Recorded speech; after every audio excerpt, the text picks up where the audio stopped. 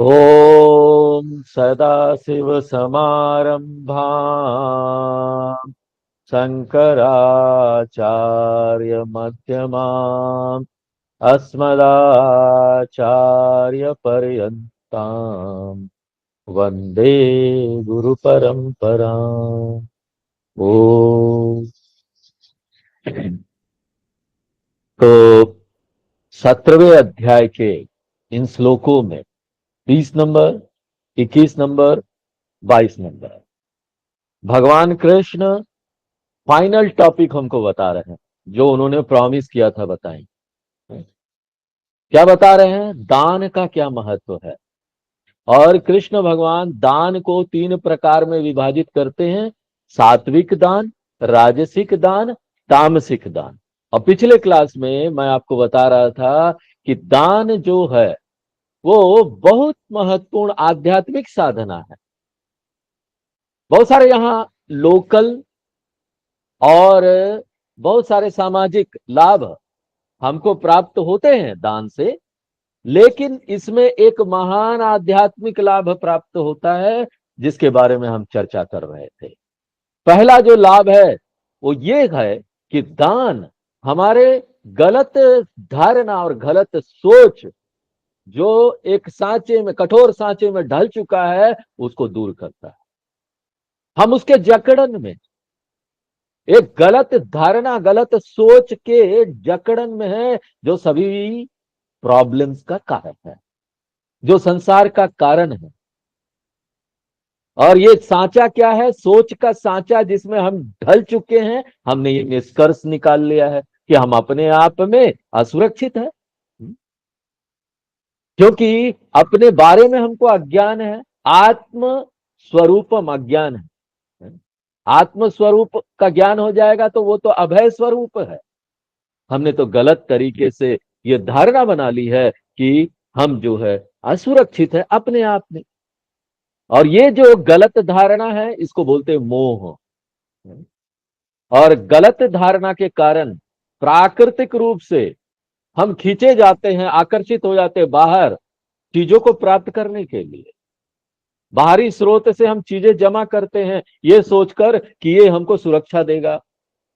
और जबकि सत्य क्या है? बाहर की कोई चीज हमको सुरक्षा नहीं दे सकती, क्योंकि वो खुद ही नश्वर है, खुद ही नष्ट हो जाएगा। अपने आप में जो चीज नष्ट हो जाएगा, नश्वर है, वो क्या सुरक्षा देगा हमको?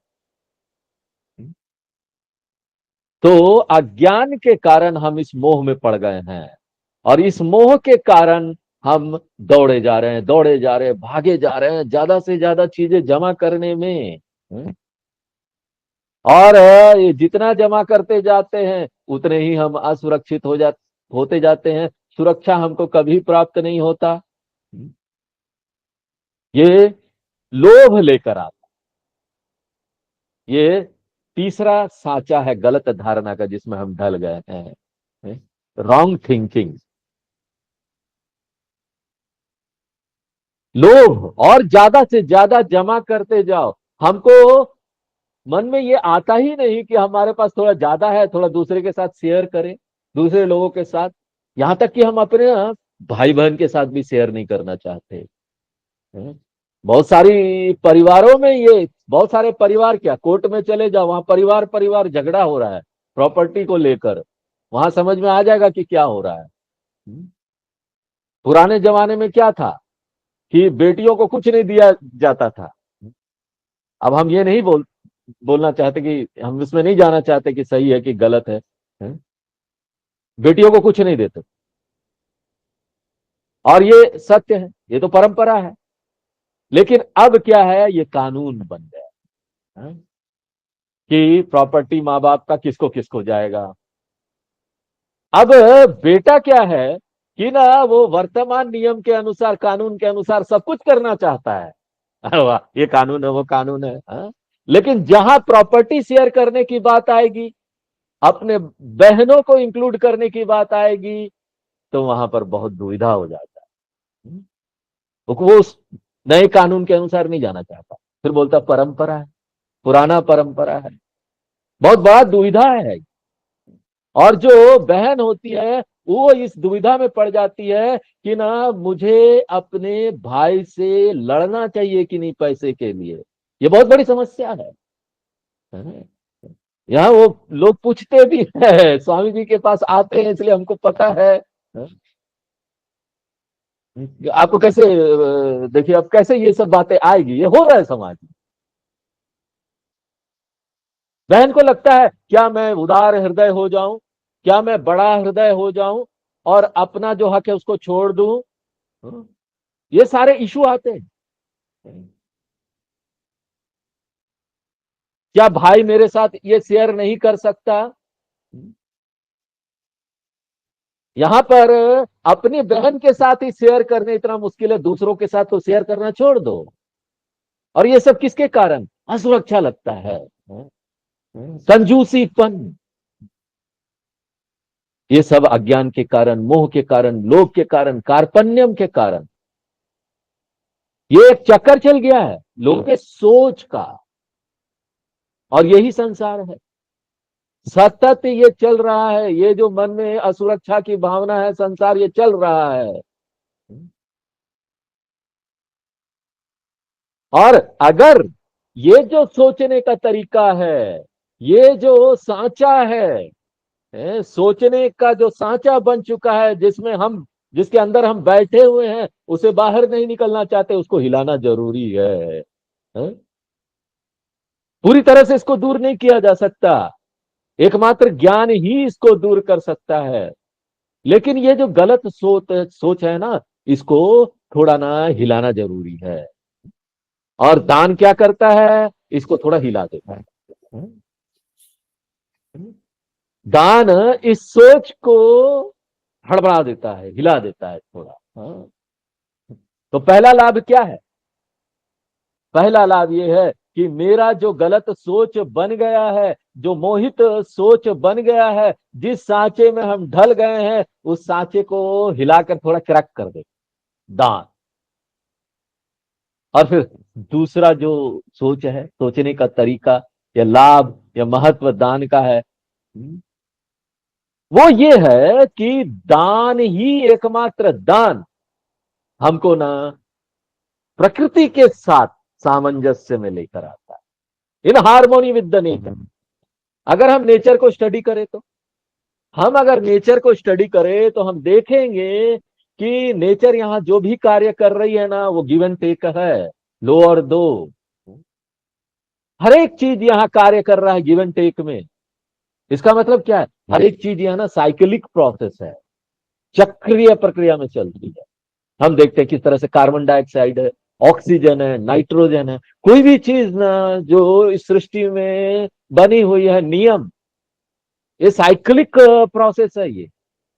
क्योंकि हर एक चीज यहां क्या है, लो और दो, लो और दो। इसका मतलब क्या है, इस सृष्टि में चाहे पेड़ पौधे हो, जानवर हो या जड़ वस्तुएं हो, कोई भी चीज इस सृष्टि में सब कुछ अपने पास दबा के नहीं रखती, वो उसको लेती है और तुरंत आगे दे देती है। It is a constant flow of receiving end giving.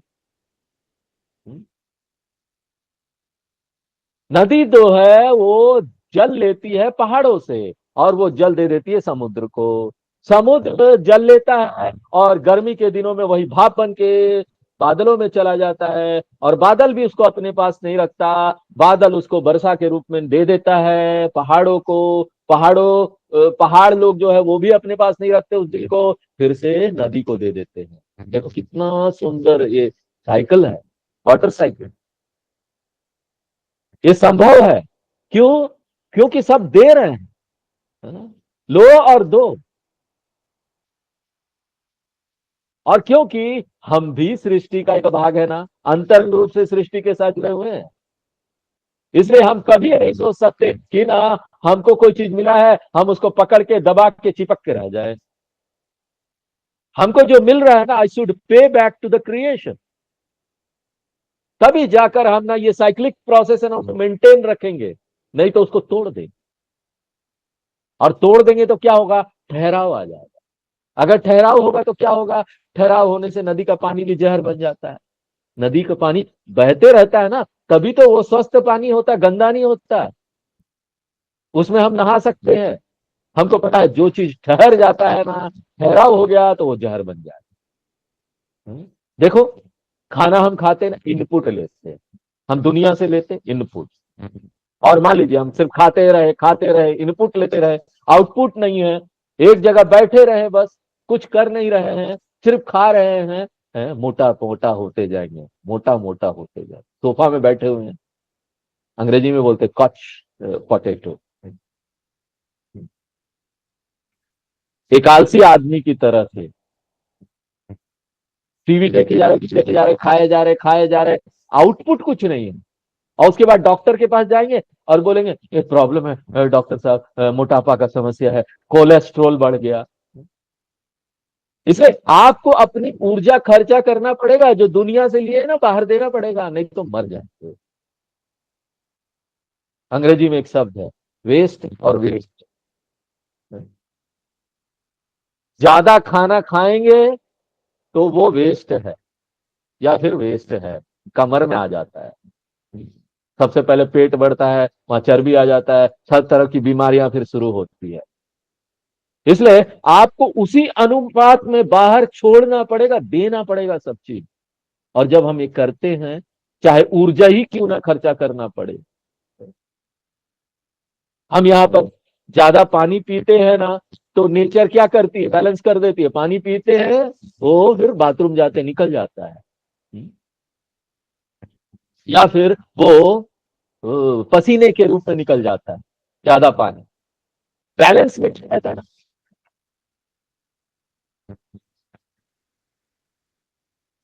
इसी प्रकार से हमारे पास जो चीजें है, पैसा है, ज्ञान है, कोई भी चीज है ना, वो हमारे अंदर से आना चाहिए, फिर बहना भी चाहिए, ठहरना नहीं चाहिए हमारे पास। तभी जाकर हम ना प्रकृति के साथ हारमोनी में है, बैलेंस में है। इसी को बोलते हैं हेल्थ। हेल्थ का डेफिनेशन क्या है? This is the definition of health. दान में क्या है? हम जब दान करते हैं तो हम प्रकृति के साथ हारमोनी में है। इसलिए हमारा फिजिकल हेल्थ भी बना रहेगा, हमारा स्वास्थ्य ठीक रहेगा, मानसिक स्वास्थ्य भी ठीक रहेगा। इसलिए दान बहुत बहुत महत्वपूर्ण। तीसरा लाभ क्या है? सामाजिक लाभ मिलता है इसका। एक बार जो अमीर लोग हैं, वो स्वेच्छा से अपनी संपत्ति बांटते हैं दूसरों के साथ, जबरदस्ती नहीं, फोर्स करके नहीं किया जा सकता। उनमें ये परिपक्वता आ गई। जब एक अमीर व्यक्ति गरीब के साथ अपनी संपत्ति बांटता है, तभी जाकर ये समाज में गरीब अमीर की जो लंबी खाई पड़ी पड़ी है वो कटती है। अगर अमीर मना कर देगा, नहीं हम शेयर नहीं करेंगे, हाँ? अमीर से अमीर बनता जाएगा, और गरीब से गरीब बनता जाएगा। समाज में ये खाई बढ़ता जाएगा। जितना ये खाई बढ़ेगा ना, उतना ही अपराध बढ़ते जाएंगे। दिन में डकैती बढ़ेगा। जिसके पास नहीं है वो क्या करेगा? उसके मन में आएगा चोरी कर लो। हाँ? आप दे नहीं रहे हो, इतने बड़े बड़े घर, 10-10 कमरे का घर है, उसमें तो एक कमरे में रह रहे हैं, बाकी 9 कमरा खाली पड़ा हुआ है, बाहर गार्ड है, सब कुछ है, कैमरा सिस्टम लगा हुआ, बड़े बड़े घर है यहाँ पर, लखनऊ में भी, पोज एरिया में। और एक छोटे झुग्गी झोपड़े में 10 लोगों फैमिली के लोग रह रहे हैं।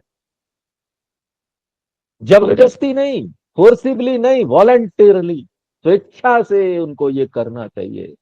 जब जबरदस्ती होगा ना तो पीड़ा देगा, और जब हम वॉलंटरली करेंगे ना, स्वेच्छा से करेंगे ना, उसमें आनंद है।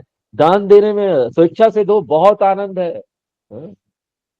सामाजिक व्यवस्था बनी रहती है, अपराध कम होगा। और अंततोगत्वा सबसे महत्वपूर्ण, दान क्या है मालूम है? रिहर्सल कर रहे हैं हम संन्यास के लिए। फोर्थ एंड मोस्ट इंपॉर्टेंट महत्व दान का वो है कि ना, अंततोगत्वा चौथे आश्रम जो संन्यास है, उसके लिए हम प्रैक्टिस कर रहे हैं। संन्यास कोई फिजिकल एक्शन नहीं है, शारीरिक क्रिया नहीं है कि आप परिवार को छोड़ दे, कहीं और चले जाए, सब कुछ छोड़ छाड़ के। संन्यास एक मेंटल स्थिति है, जिसमें ना हम ये मान लेते हैं, हम ये जान लेते हैं, हम स्वीकार कर लेते हैं कि हमारा कुछ नहीं है यहाँ पर, किसी चीज के ऊपर हमारा स्वामी पना नहीं है। संन्यास ऐसी मेंटल स्टेट है जिसमें हम यहाँ पर सब कुछ छोड़ देते हैं। सब कुछ के प्रति जो हमारा स्वामीपना है वो हम छोड़ देते हैं। हम यही देखते हैं कि जो चीजें मेरे पास है ना, भगवान ने कुछ समय के लिए यूज के लिए हमको दिया है। हम यहाँ, I do not own anything here, there is only one owner of everything. सब कुछ का यहाँ एक ही स्वामी है, वो हमारे स्वामी भगवान। हम तो सिर्फ यूज कर रहे हैं इन सब चीजों को। और जब हम यहाँ कुछ अपने स्वामित्व में रखते ही नहीं है, तो किसी भी चीज के खोने का कोई प्रश्न नहीं उठता। और जब किसी भी चीज के खोने का कोई प्रश्न नहीं उठता, तो क्या है? कोई डर नहीं है ना, खोने का डर नहीं है। संसार है क्या, हमको खोने का डर लगा हुआ रहता है।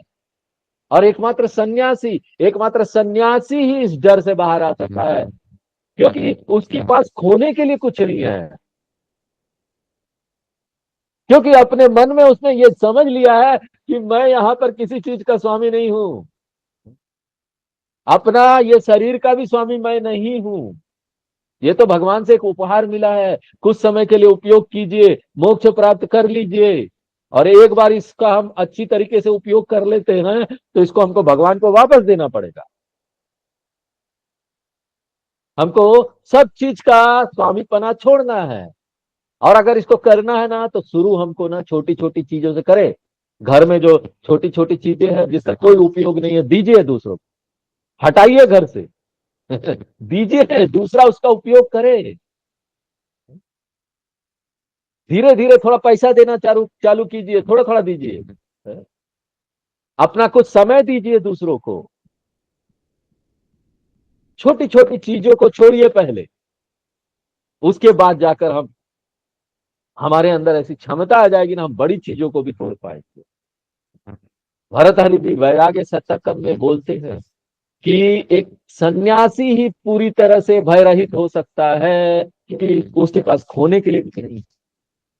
क्योंकि वो कुछ रखता ही नहीं अपने पास, अपना स्वामी ही, किसी चीज का स्वामी वो नहीं है। मन से नहीं रखता, भले यूज के लिए रखा हुआ हो, कुछ पैसे हो, घर हो। जब तक आप यहाँ स्वामी पना रखेंगे ना, चीजों के ऊपर अपना हाथ उसको पकड़ के जम के पकड़े रहेंगे उसको, तब तक भय नहीं जाएगा। और भरतहरि जी एक सुंदर श्लोक लिखते हैं, बहुत सुंदर श्लोक है ये संस्कृत का।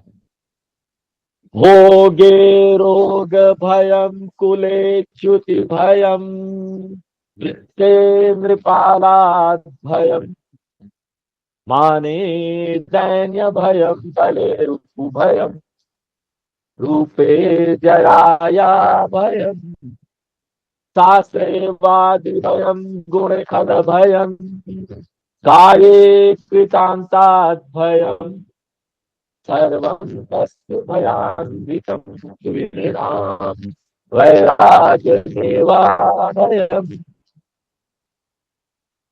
समझ लीजिए, भोगे रोग भयम। जब हम यहाँ भोग करेंगे ना, अपने पांचों इंद्रियों से खाएंगे पिएंगे देखेंगे घूमेंगे, हर समय आपको डर लगा रहेगा, कब कौन सा रोग आ जाए पता नहीं। बहुत ज्यादा जब हम भोग करते हैं कोई भी अति किसी चीज का, वो आपके स्वास्थ्य को खराब कर देगा। खाना ज्यादा खा रहे हैं, ओवर ईटिंग करके देखिए, भोगे रोग भयम कुले च्युति भयम। और आपको बड़ा अभिमान है ना अपना कुल का, अपना परिवार का, है ना, मैं ना वेद पाठ ब्राह्मण परिवार घनपाटी फैमिली से बिलोंग करता हूँ, दीक्षितार फैमिली से बिलोंग करता हूँ, ये फैमिली वो फैमिली। तो ना आप कोशिश करेंगे कि ये जो हमारे कुल की महानता बने रहे, कुल की शक्ति बने रहे। इसलिए आप अपने बच्चों से हमेशा डरेंगे। क्यों? क्योंकि ना, अरे पता नहीं मेरा बेटा कौन सा बहू ले आए, अब पता नहीं मेरी जो बेटी है पता नहीं कौन सा दामाद ले आए। और यहाँ पर सब तैयारी हो रही है, जन्मपत्री दिखाया जा रहा है, बेटा अमेरिका में है बेटी अमेरिका में है, जन्मपत्री दिखा रहे हैं सबको। कई लड़के 21 दिन का छुट्टी लेकर आ जाओ, उसके बाद बहुत सारी लड़कियों को देखो, सेलेक्ट वन, और उसके बाद विवाह कर लो और चले जाओ लेकर अमेरिका चले जाओ, ये सब अरेंजमेंट सारा हो रहा है। और अचानक एक दिन बेटा आता है, बोलता है अरे ये सब कुछ मत करो, आप लोग बूढ़े हो गए हो अब, इतना परेशानी मत लो, मैंने अपना शादी फिक्स कर लिया है। आज की जो पीढ़ी है ना, उनको लगता है कि अपने लिए लड़की या लड़का चुनना उनका हक, ये काम माँ बाप का नहीं है। क्या शादी, आप लोग क्या करोगे, शादी आपका काम है क्या? मुझे रहना है ना लड़की के साथ या लड़का के साथ, तो मैं चुनूंगा कि आप चुनोगे, आपको रहना है क्या? तो वो लोग इसको सही नहीं मानते, नया जो जनरेशन है। और पश्चिम में तो ये है ही कि जो विवाह होता है ना, वो एक व्यक्ति का होता है, वो व्यक्ति चुनता है, वो व्यक्ति सब कुछ करता है, एक व्यक्ति का काम है, उसका निर्णय है। लेकिन इंडियन कल्चर में, भारतीय संस्कृति में ये नहीं है। भारतीय संस्कृति में जो विवाह होते हैं, दो परिवार के बीच विवाह होता है। वो विवाह करते क्यों है? कुल की मर्यादा को बनाए रखते, कुल का जो संस्कार है उसको बनाए रखने के लिए विवाह करते हैं। और जब ऐसा खबर आता है, अचानक बेटा या बेटी ऐसा न्यूज लेके आ जाते हैं, माँ बाप भी थक जाते हैं।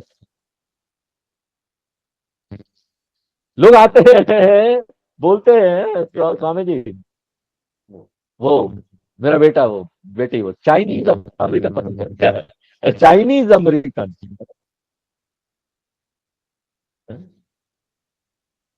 जब तक आपके बच्चे हैं शादीशुदा वाले हैं ना, शादी होने वाला है, तैयार रहिए ये सब खबर सुनने के लिए। अगर ये खबर नहीं आती है ना, तो आप बड़े पुण्यवान है, लक्की है। और ये आता है तो आजकल ये नेचुरल हो गया है। आजकल आपको ज्यादा परेशान होने की जरूरत नहीं। माँ बाप सावधान हो जाओ। कुले च्युति भयम, च्युति यानी क्या? अपने कुल से नीचे गिर जाना, कुल की परंपरा से। इसलिए अगर आपको बड़ा मान है ना अपने कुल पर, हमेशा चिंतित रहेंगे, डर लगा रहेगा, पता नहीं बेटा बेटी मुसलमान से शादी न कर ले गया। मेरा श्राद्ध कौन करेगा? मृत्यु के बाद क्या होगा, उसके लिए भी हमारी चिंता बनी हुई है। पता नहीं वो करेगा नहीं करेगा, अलग तरीके से तो नहीं कर लेगा, वैदिक तरीके से करेगा कि नहीं करेगा श्राद्ध। कुले च्युति भयम, कायम कृतांताद भयम। और अगर आप शरीर से बड़ी लगाव रखते हैं ना, तो यम धर्मराज का डर बना रहेगा हमेशा। माने दैन्य भयम। और अगर आप अपने मान सम्मान पर बहुत जोर दिए हुए हैं, तो आप हमेशा डरे रहेंगे कि मान सम्मान न चले जाए, कोई भी मेरे खिलाफ यहाँ पर कोई अफवाह फैला देगा, हैं? और वो आपके हाथ में नहीं है, और आपका मान सम्मान गया तेल लेने, सब खत्म। जहां पर मान है वहां पर दैन्यम है, दैन्य भाव है, हेल्पलेसनेस है, लाचारी रहेगी कि मुझे अपना ये इज्जत बचा के रखना है। माने दैन्य भयम, बले रिपु भयम। बले रिपु भयम, अगर आपका कोई देश है, देश का राजा है, दूसरे देश का बगल में राजा है, वो ज्यादा शक्तिशाली है, हाँ? वो आपको डराता रहेगा, मैं आक्रमण कर दूंगा, हाँ? जैसे अमेरिका सभी देशों को डराता रहता है, हाँ? हाँ, पर रशिया यूक्रेन को डरा रहा है, एक देश दूसरे देश को डराते रहते हैं, हाँ? वो डरता रहेगा। राजा एक देश है, वो डरेगा। और रूपे जराया भयम। और अगर आपको अपना रूप पर बड़ा घमंड है, मेरा रूप बड़ा सुंदर है, मेरा बाल कितना देखो शाइनिंग है, टीथ कितना शाइनिंग है?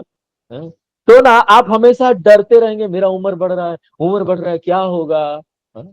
इसे देखिए ना, आप जवान लगे इसके लिए इतना बड़ा इंडस्ट्री है यहाँ पर, क्रीम, दूसरी दूसरी चीजें, लोग इतना एडवर्टाइज कर रहे हैं, हाँ? कि कैसे अपने युवावस्था को बनाए रखा जा सकता है, हाँ? लेकिन क्या है, दांत तो जाएगा ही, दांत टूट रहा है, हाँ? रिंकल्स आ रहे हैं, झुर्रियां पड़ रही है, रूपे जराया भयम। यहाँ ना आप सब कुछ तेल पाउडर वगैरह और जो भी है प्लास्टिक सर्जरी करके ये सब कर सकते हैं ना, अपना झुर्रियां दूर कर सकते हैं, लेकिन ना आप ना सीढ़ी को चीट नहीं कर सकते, क्योंकि वो व्यक्ति जब सीढ़ी चल गया ना तो समझ में आएगा कितना उम्र है उसका। रूपे जराया भयम, शास्त्रेवादी भयम। और अगर आप बोलेंगे नहीं नहीं मुझे शास्त्र का बहुत ज्ञान है, आई एम ए स्कॉलर, बहुत पढ़ा लिखा हूं, तो ना आप दूसरे ज्ञानी से डरे। पता नहीं कौन मुझे क्वेश्चन कर दे कि ये बताओ तुम जानते हो, डर लगा रहता है ना नहीं बता पाए तो मेरा जो ये पदवी बना पड़ा, मैं बड़ा विद्वान हूं, वो खत्म हो जाएगा।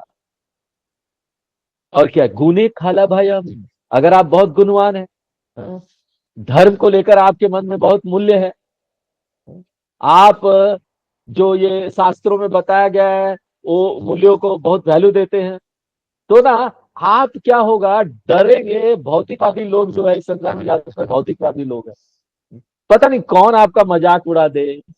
गीता क्लास में जा रहे, गीता क्लास में बूढ़े हो गए हो क्या? इसलिए गुण खले भयम। जो अच्छे लोग होते हैं ना, धार्मिक लोग, वो हमेशा डरते रहते हैं ये षड्यंत्रकारी लोगों से, जो उनकी निंदा करेंगे, उनका मजाक उड़ाएंगे। इसलिए देखिए हमारे जो बच्चे हैं आज तिलक लगाते हैं ना, स्कूल में नहीं जाना चाहते, वो बोलते हैं पता नहीं स्कूल में लोग मजाक उड़ाएंगे, पिताजी माताजी तिलक मत लगवाइए। और अगर जबरदस्ती लगा भी देंगे ना, स्कूल घुसने से पहले वो मिटा देते हैं। क्यों? डरते हैं मजाक उड़ाएंगे। गुने खाला भाई हम, यहाँ तो भक्ति जो हम भगवान का करते हैं, ग्रंथों को पढ़ रहे हैं, उसको भी हमको सीक्रेट रखना पड़ता है। हम यहाँ नहीं बोल सकते आई एम हिंदू, मैं हिंदू हूँ।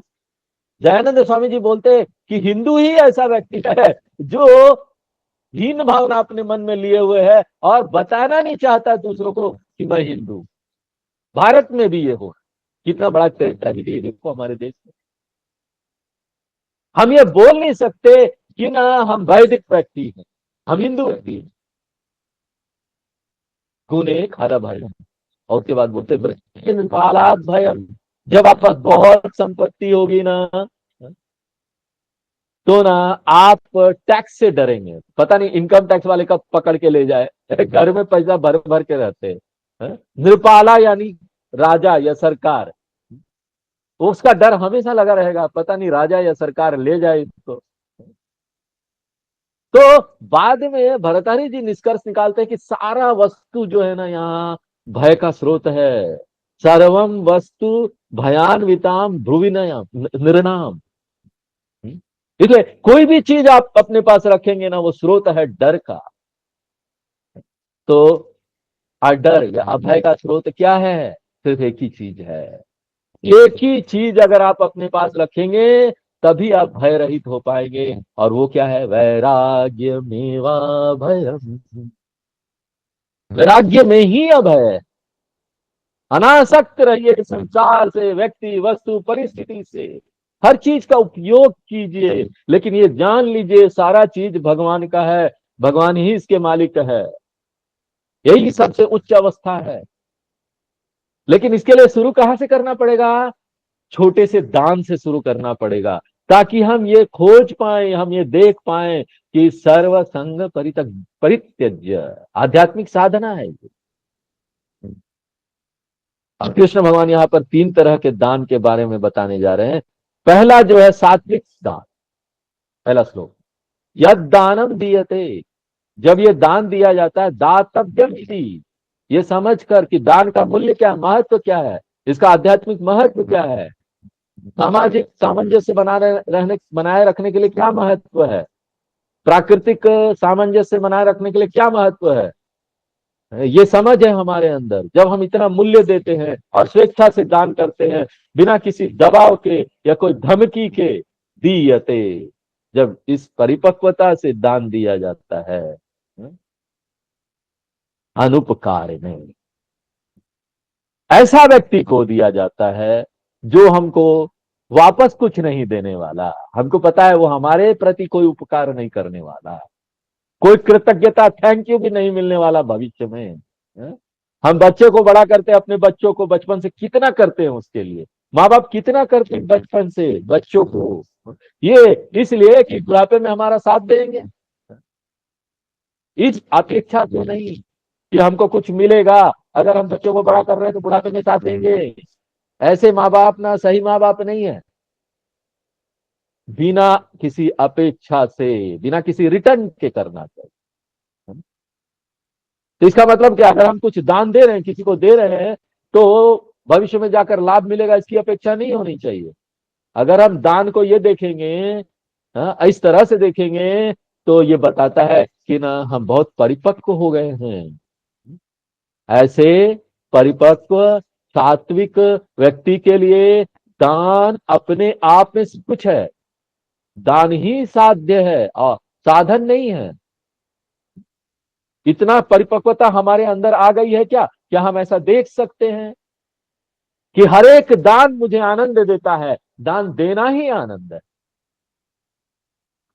भविष्य में आनंद मिलेगा, कुछ कोई करेगा नहीं, बस दिया, देना ही आनंद है। दान का अभ्यास ही हमको आनंद दे रहा है।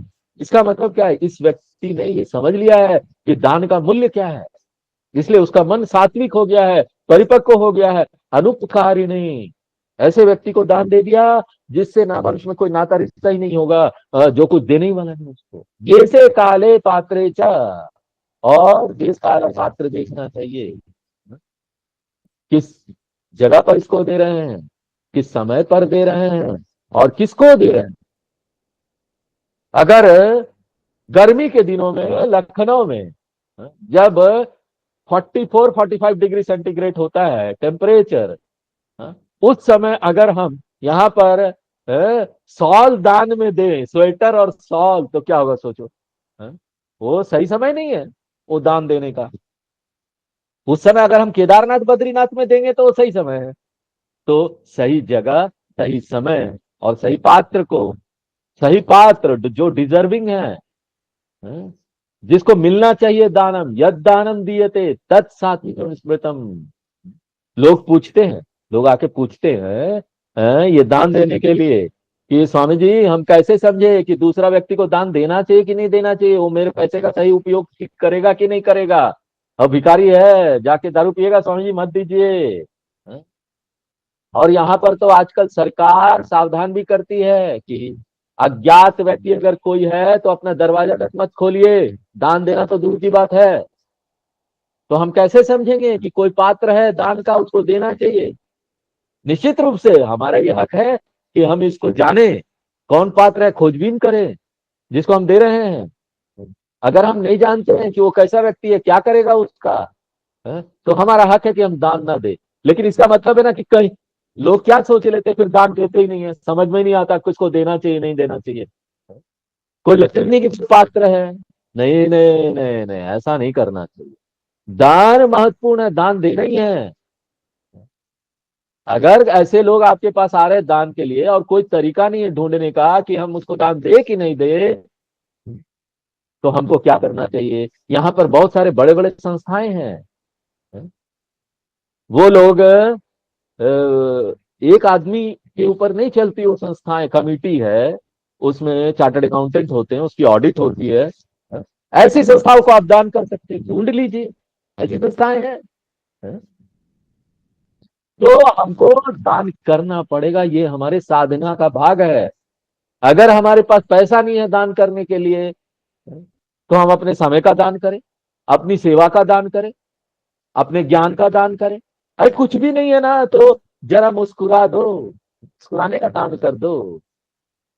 और जो लोग इस शरीर की संरचना, उसकी ढांचा और उसके भीतर की चीजों को जानते हैं ना, वो बोलते हैं कि ना मुस्कुराने में ना सबसे कम मसल खर्च होता है। आप क्रोधित होंगे तो ज्यादा मसल खर्चा होगा, लेकिन मुस्कुराइए तो वो सबसे सस्ता है। सबसे कम से कम काम आप यही कर सकते हैं, मुस्कुराओ, किसी को मुस्कुरा के देखो, जिसको देखो मुस्कुराने का दान दो, सामने वाला खुश हो जाएगा। दे से काले च पात्रे च तद दानम सात्विकम स्मृतम। ऐसा दान ही सात्विक दान। चलिए आज यही रामदेव आगे ओम पूर्णमदः पूर्णमिदं पूर्णात् पूर्णमुदच्यते पूर्णस्य पूर्णमादाय पूर्णमेवावशिष्यते। ओम शांति शांति।